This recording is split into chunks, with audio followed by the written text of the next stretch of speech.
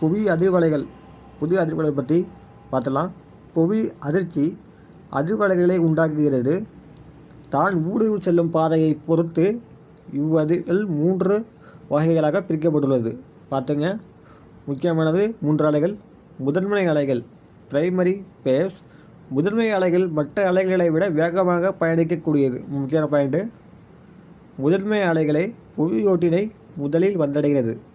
அடுத்த பாயிண்ட்டு, இவ்வலைகள் திரவ வாயு பொருட்கள் வழியாக பயணிக்கும். அப்படிங்கிறது 3 பாயிண்டில் முக்கியமானது.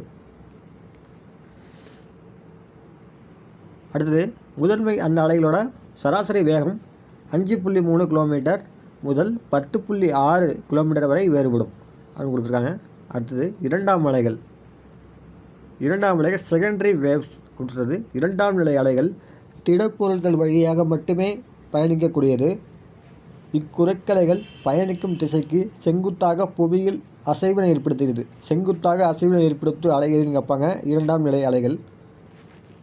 இதன் சராசரி வேகம் வினாடிக்கு 1 கிலோமீட்டர் முதல் 8 கிலோமீட்டர் வரை இருக்கும் அப்படிங்கிறது கொடுத்துருக்காங்க. அடுத்து, மூன்றாவது அலை, அதாவது மேற்பரப்பு அலைகள், எல் வேவ்ஸ் சொல்லலாம்.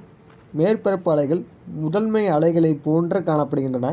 ஆனால் இவை புவியின் மேற்பரப்பில் நீண்ட தூரம் பயணம் செல்கிறது. முக்கியமான பாயிண்ட்டு, புவியின் மேற்பரப்பில் நீண்ட தூரம் பயணிக்கக்கூடியது மேற்பரப்பு அலைகள்.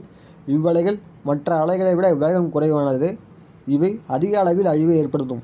ஸோ வேகம் குறைவாக இருக்கிறதுனால இது அதிகமான அழிவை ஏற்படுத்தக்கூடியது மேற்பரப்பு அலைகள்.